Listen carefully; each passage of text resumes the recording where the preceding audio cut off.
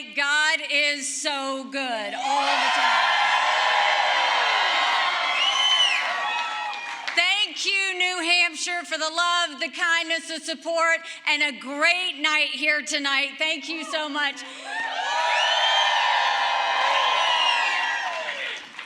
I want to first say thank you to my husband, who I know is watching right now. I love you. We're excited to have you. Thank you. I want to thank my kids who are here, Rena and Naylan and Josh, who have really kind of stepped up and just given me the support I need. You know, you really pull on your family when something like this happens, and I am incredibly blessed by their support.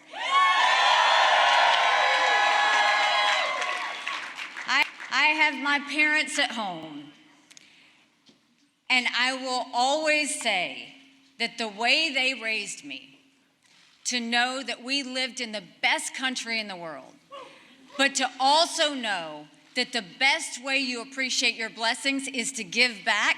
Thank you, Mom and Dad. I love you so much.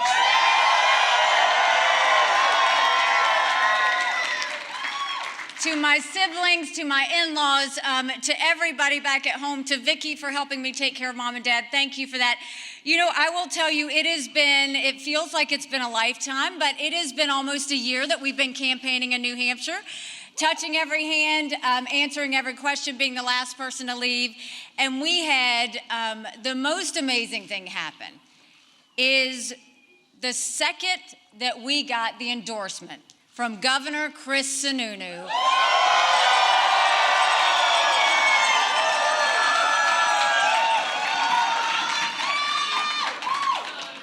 I mean, a true governor that doesn't stand behind a podium. He shows up at a diner. He shows up at the brewery. He loves the people of New Hampshire. He has been with me every single day at every single event. Chris, I couldn't have done it without you.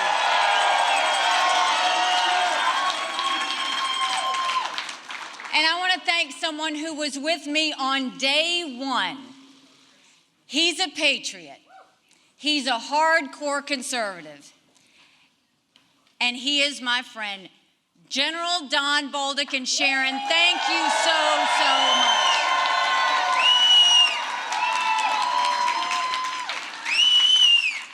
I want to congratulate Donald Trump on his victory tonight. He earned it, and I want to acknowledge that.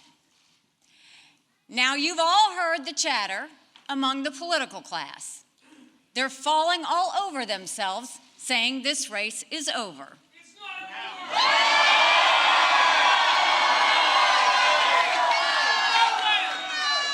over. Well, I have news for all of them. New Hampshire is first in the nation. It is not the last in the nation.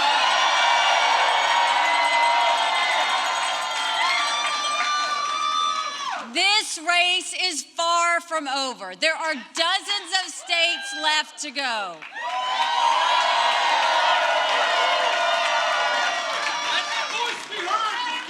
And the next one is my sweet state of South Carolina.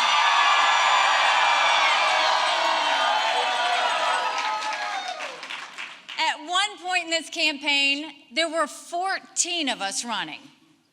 And we were at 2% in the polls. Well, I'm a fighter. And I'm scrappy. And now we're the last one standing next to Donald Trump.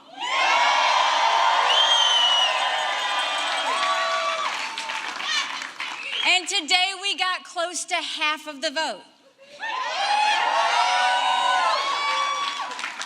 We still have a ways to go, but we keep moving up.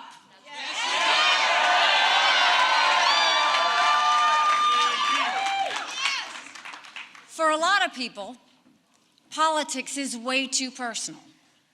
It's not personal for me. I voted for Trump twice. I was proud to serve America in his cabinet. I agree with many of his policies. I decided to run because I'm worried about the future of our country and because it's time to put the negativity and chaos behind us.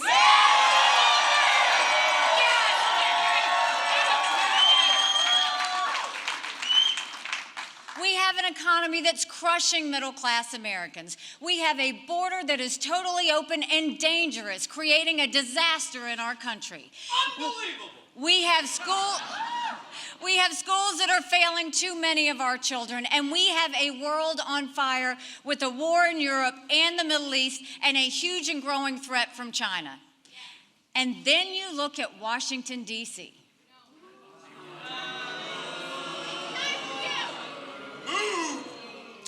We have a Congress that fights about everything and accomplishes nothing. And we have Joe Biden in the White House making one bad decision after another, when he's making any decisions at all. Our country's in a real mess.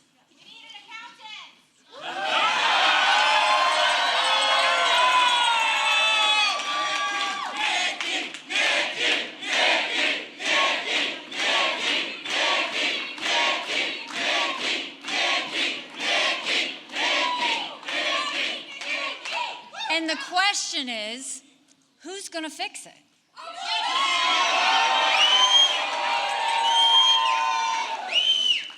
With Donald Trump, Republicans have lost almost every competitive election. We lost the Senate. We lost the House. We lost the White House. We lost in 2018. We lost in 2020. And we lost in 2022. The worst kept secret in politics is how badly the Democrats want to run against Donald Trump. Trump's a loser. He's a loser. They know Trump is the only Republican in the country who Joe Biden can defeat. You can't fix the mess if you don't win an election. We want to win. A Trump nomination is a Biden win and a Kamala Harris presidency. Dump Trump. I defeat Biden handily.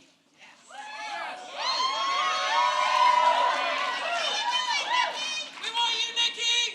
With Donald Trump, you have one bout of chaos after another. This court case, that controversy, this tweet, that senior moment. You can't fix Joe Biden's chaos with Republican chaos.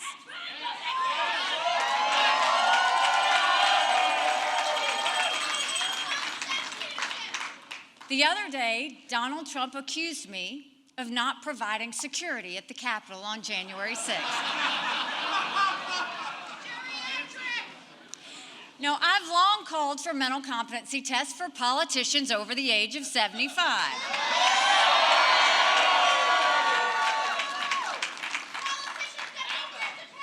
Trump claims he'd do better than me in one of those tests. Maybe he would, maybe he wouldn't. But if he thinks that, then he should have no problem standing on a debate stage with me.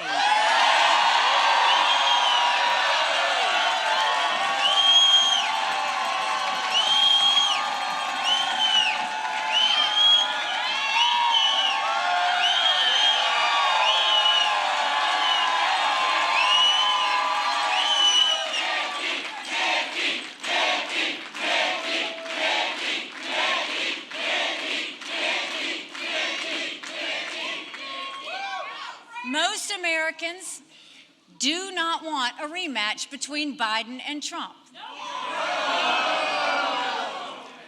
The first party to retire its 80-year-old candidate is going to be the party that wins this election. And I think it should be the Republicans that win this election. So our fight is not over, because we have a country to save. In the next 2 months, millions of voters in over 20 states will have their say. We should honor them and allow them to vote. And guess what? In the next 2 months, Joe Biden isn't going to get any younger or any better. We'll have all the time we need to defeat Joe Biden.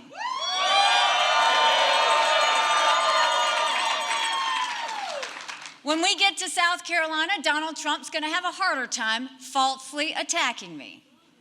The great people of South Carolina know I cut their taxes. They know I signed the toughest illegal immigration bill in the country. They know we passed voter ID and tort reform and ethics reform, and they know we moved 35,000 people from welfare to work.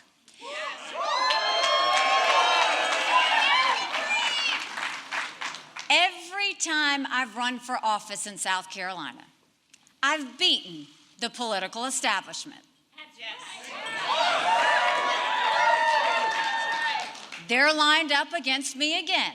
That's no surprise. But South Carolina voters don't want a coronation. They want an election.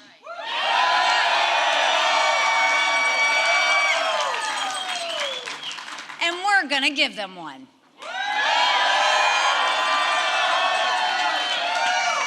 Because we are just getting started. Thank you for the energy